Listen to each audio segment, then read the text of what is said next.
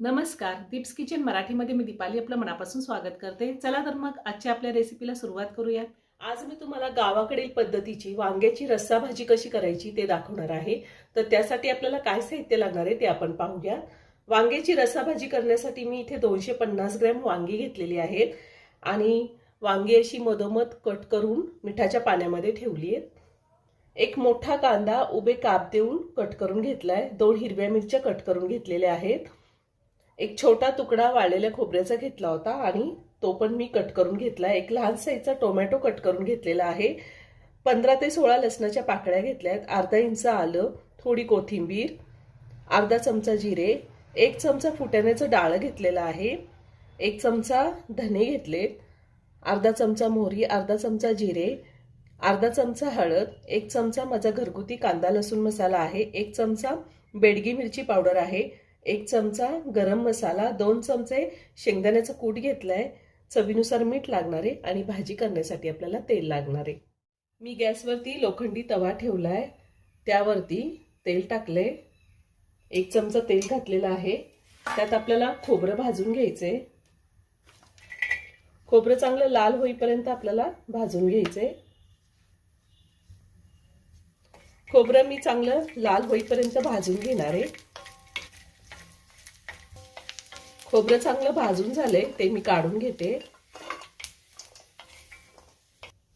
त्याच तव्यामध्ये आता आपल्याला कांदा भाजून घ्यायचा आहे.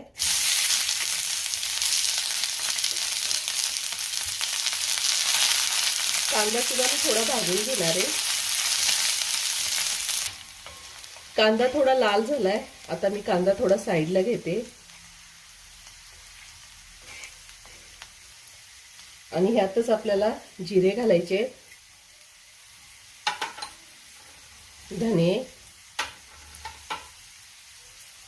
आणि थोडंसं तेलावरती आधी परतून घ्यायचे. धने जिरे मी थोडंसं तेलावरती परतून घेतले. आता सगळं एकत्र करून घेते आणि त्यातच आपल्याला आलं लसूण घालायचे, हिरवी मिरची, फुटाण्याचं डाळ आणि पुन्हा 1 मिनिटभर चांगलं परतून घ्यायचंय. आता आपल्याला ह्यामध्ये टोमॅटो घालायचा आहे आणि कोथिंबीर. पुन्हा 1 मिनिटभर चांगलं परतून घ्यायचंय.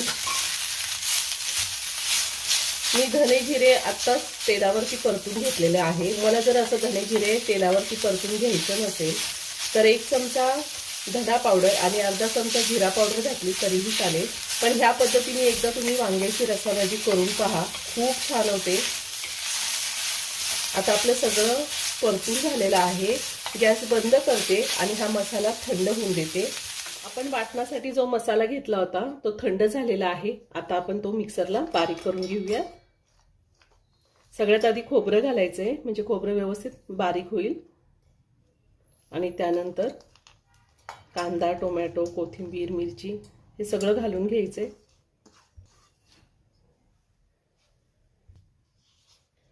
मी आता हे थोडं आधी फिरवून घेते. त्यानंतर जेवढी गरज लागेल तेवढं पाणी घालून मिक्सरला बारीक वाटून घेणार आहे. थोडं पाणी घालून हे वाटण मी वाटून घेतलेलं आहे. आता आपण ते तेलावरती परतून घेऊयात. मी गॅसवर कढई ठेवली, त्यामध्ये मोठे 2 चमचे तेल घातले. तेल गरम झाले, मोहरी घालूयात, जिरे घालूयात, त्यातच आपण जे पावडर मसाले घेतलेले आहेत ते घालूयात, हळद, कांदा लसूण मसाला, बेडगी मिरची पावडर, गरम मसाला आणि शेंगदाण्याचं कूट सुद्धा मी त्यातच घालणार आहे. आणि आपण जे वाटण तयार करून घेतलेले ते वाटण घालायचे आणि चांगलं तेल सुटेपर्यंत वाटण परतून घ्यायचे. मसाला मी तेल सुटेपर्यंत चांगला परतून घेतलेला आहे. आता आपल्याला ह्या मसाल्यामधला थोडा मसाला घ्यायचा आहे चमच्यानी आणि वांग्यामध्ये असा भरून घ्यायचा आहे. तुम्हाला जर असं गरम गरम वांग्यामध्ये भरता येत नसेल मसाला तर गॅस बंद करायचा आहे आणि थोडा मसाला थंड झाल्यावर वांग्यामध्ये भरला तरी चालतो. त्याच पद्धतीने मी सगळ्या वांग्यामध्ये मसाला भरून घेणार आहे.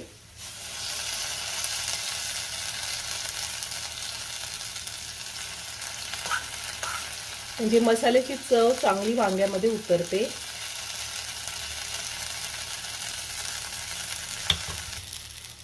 मी सगळ्या वांग्यांमध्ये मसाला भरून घेतलाय आणि पुन्हा 2 मिनिटं मसाल्यासोबत हे वांग मी परतून घेणार आहे।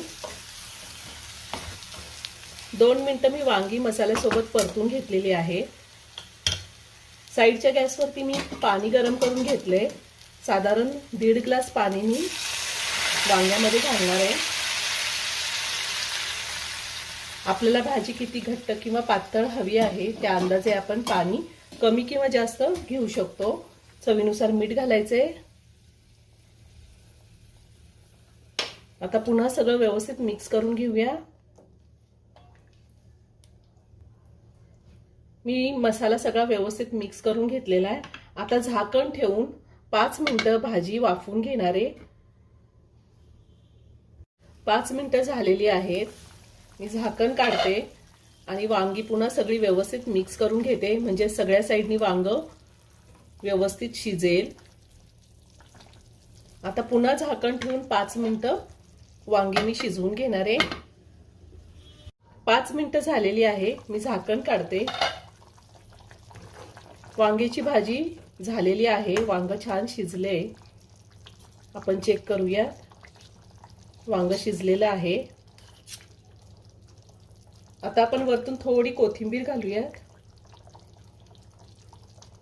आणि भाजी एका प्लेटमध्ये काढून घेऊया।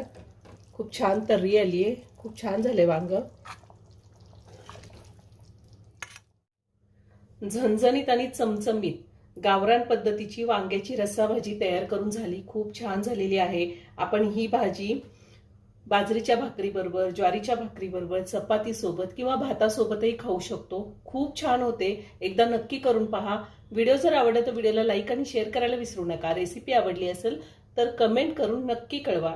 पुन्हा भेटूया अशाच एका छानशा साध्या आणि सोप्या रेसिपी बरोबर। धन्यवाद।